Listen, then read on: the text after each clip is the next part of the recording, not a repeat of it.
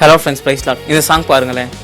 எடுத்து நின்றவனை வணங்க வைத்தீரே, தேவனாக பார்க்க வைத்தீரே, எதிரி முன்னே பந்தி அமைத்து மேன்மைப்படுத்தினீரே.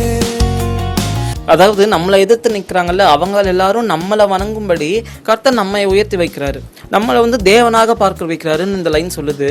ஆக்சுவலி இது உண்மையா? அதாவது யோசேப்பு இருக்காருல்ல, அவருடைய சகோதரர்கள் எல்லாரும் அவரை எதிர்த்து நின்னாங்க.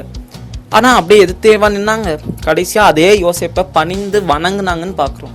அதே மாதிரி பவுல் ஒரு ஐலாண்டுக்கு போவார், அங்கே மினிஸ்ட்ரி பண்ணலான்னு. அங்கே எதிர்பாராத விதமாக ஒரு பாம்பு கடிச்சிரும். அப்புறம் அவ்வளோதான், அங்கே சுற்றி இருந்தவங்களாம் அவ்வளோதான், போச்சு, பவுல் பாவம் செஞ்சுட்டான், அவ்வளோதான், இப்போ இவன் சாக போகிறான் அப்படின்னு சொல்லி அவ்வளோ ஈகராக வெயிட் பண்ணி பார்த்துட்டு இருப்பாங்க. பட் பவுலுக்கு எதுவுமே ஆகாது.